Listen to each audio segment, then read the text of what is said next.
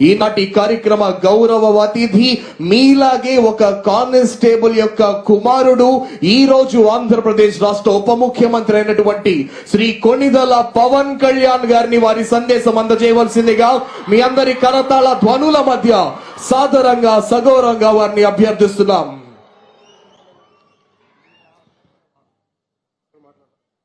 His very name resonates with commitment, integrity and a fight for social justice.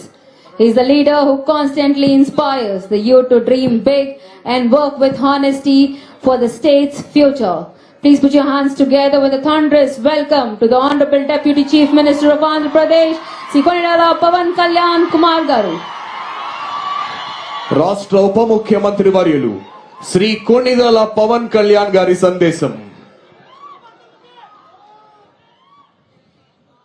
గౌరవ ముఖ్యమంత్రి గారు అక్కడి నుంచి కాకుండా మీ మధ్యలో వెళ్ళి మాట్లాడమని నాకు సూచన చేశారు.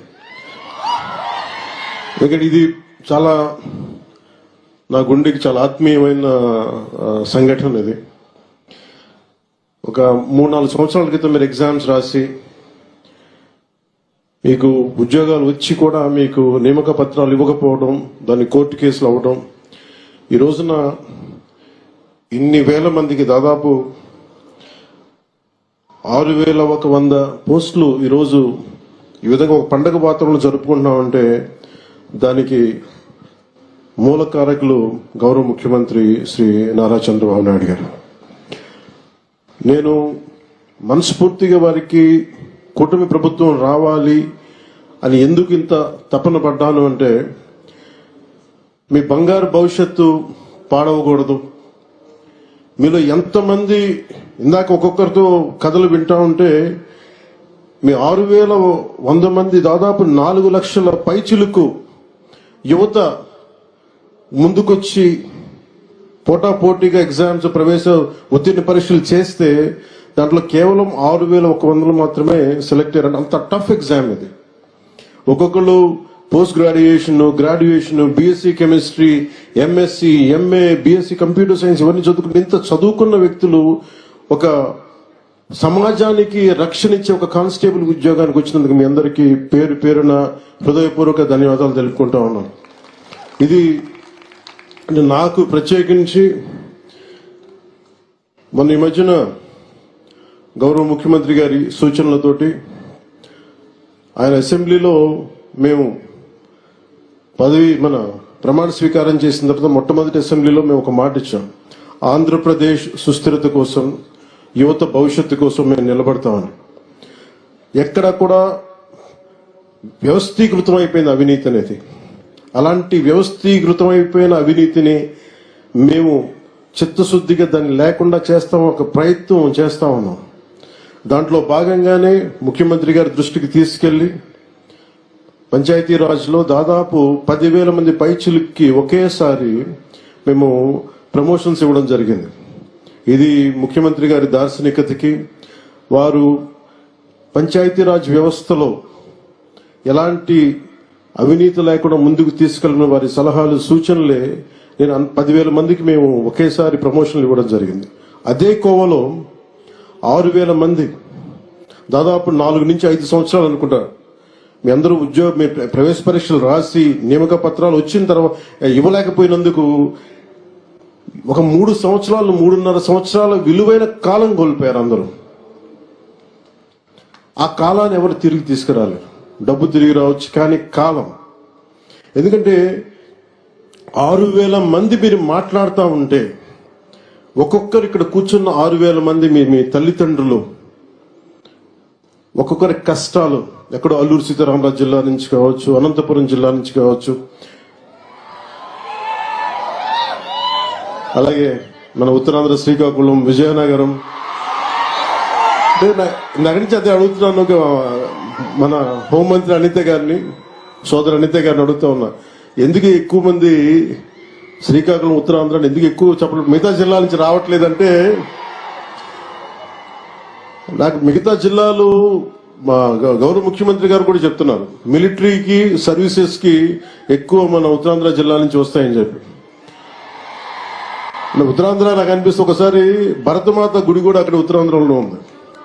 అంటే మీరు సమాజం కోసం ప్రకాశం, కాకినాడ, ఒక జిల్లా, అన్ని జిల్లాలు మనే. ఒక జిల్లా ఎక్కువ, ఒక జిల్లా తక్కువ కాదు. కానీ సత్యసాయ, ఏ జిల్లా ఎక్కువ కాదు, ఏ జిల్లా తక్కువ కాదు, అన్ని సమానం. గౌరవ ముఖ్యమంత్రి గారు ఎంత ప్రేమ లేకపోతే మీ సత్యసాయి జిల్లాకి ఎన్ని పరిశ్రమలు పట్టుకొచ్చారు. అలాగే ఎంత ప్రేమ లేకపోతే మన ప్రకాశం జిల్లాకి జేజేఎం పట్టుకొస్తారు. ఏ జిల్లా, అక్కడ బాపట్ల అన్నారు, గుంటూరు అర్బన్ అన్నారు, అనకాపల్లి, తిరుపతి, ఒకటా రెండా.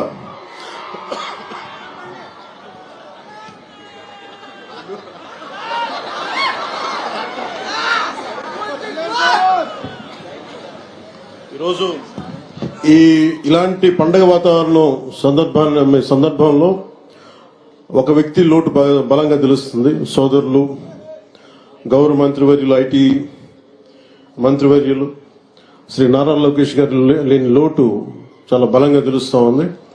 ఎందుకంటే ఇలాంటి ఒకేసారి ఇంతమందికి ఇవ్వాలి అని చెప్పి మెగా డిఎస్సి కూడా ఆయన ఆధ్వర్యంలోనే చేయటం, అదే తరహాలో ఇది కూడా ఇవ్వటం మనస్ఫూర్తిగా వారి ధన్యవాదాలు. వారికి నా మనస్ఫూర్తిగా నా అభినందనలు తెలియజేస్తూ, వారి లేని లోటు చాలా స్పష్టంగా ఉందని తెలియజేస్తూ మీ అందరికి కూడా, మీ అందరి తరపున వారికి నా ధన్యవాదాలు తెలుపుతా ఉన్నాను. అలాగే ఇందాక లోకి బాబురావు గారు మాట్లాడింది నాకు ఎంత కదిలించేస్తున్నాయంటే, మీ కథలు కుందరపు మణికంఠ గారు కావచ్చు, కసింశెట్టి అఖిల్ గారు కావచ్చు, కొమ్ము శిరీష గారు కావచ్చు, షేక్ గండ్లూరు హఫీజం గారు కావచ్చు, ఇట్లా 6,000 మందిని ఒక్కొక్కరిని మీరు ఎలా సెలెక్ట్ అయ్యారంటే ఒక్కొక్క కథ ఉంటుంది. నేను మా నాన్నగారిని చూసేవాడిని. నాకు ఊహ తెలిసేటప్పటికి మా నాన్న పెట్టి ఆఫీసర్, ఆయన ఒక కానిస్టేబుల్గా ప్రారంభమై, మా కోరిక ఏంటంటే మా నాన్న వచ్చిన ప్రతి ప్రమోషన్ మా ఇంట్లో పండుగ ఉంటుంది. ఎప్పుడు ఎస్ఐ అవుతారు, ఎప్పుడు ప్రిన్సిపల్ ఎస్ఐ అవుతారు, ఎప్పుడు సిఐ అవుతారు, ఎప్పుడు ఒక ఏఎస్ అసిస్టెంట్ ఎక్సైజ్ సూపరింటెండెంట్గా, ఇవన్నీ మేము వెయిట్ చేసేవాళ్ళం. ఎప్పటికప్పుడు ఎగ్జామ్స్ రాస్తూ ఉండేవాళ్ళం, డిపార్ట్మెంటల్ ఎగ్జామ్స్. సో మీకు డిపార్ట్మెంటల్ ఎగ్జామ్స్ ఉంటాయి అంటే మీ చదువు కానీ మీ లెర్నింగ్ కానీ ఎప్పటికీ అవ్వదు. It's an on going learning process.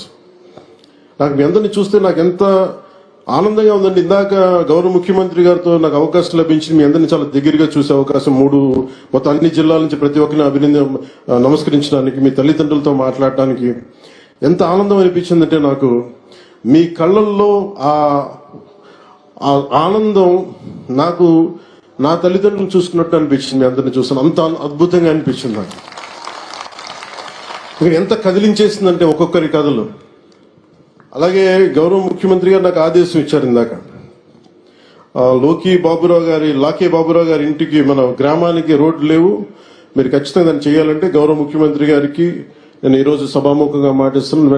వెంటనే దానికి రోడ్లు వారికి వేసే కార్యక్రమాన్ని శాఖకు నేను తెలియజేస్తాను. అంటే నాకు ఏమి నచ్చింది దీంట్లో అంటే, మీరు కాకి చొక్కా వేసుకుంటే అది మీ గుండె ధైర్యానికి సూచన.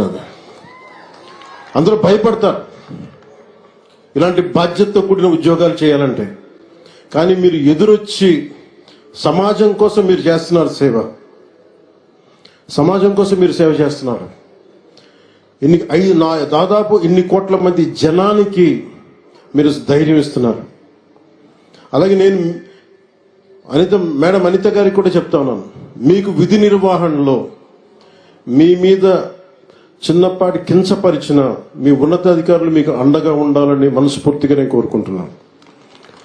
ఎందుకంటే ఒక కానిస్టేబుల్ అనే ఒక పదం మీద ఎవరన్నా సరే గొంతు ఎత్తుదామంటే, ఈరోజు మీ అందరి కథలు ఏమి అర్థమైనాయి అంటే, 5 కోట్ల మంది ప్రజలకి, దేశ ప్రజలకి ఒక ఉద్యోగం కోసం మేము ఎంత తపన పడతాం, ఎంత కష్టపడతాం.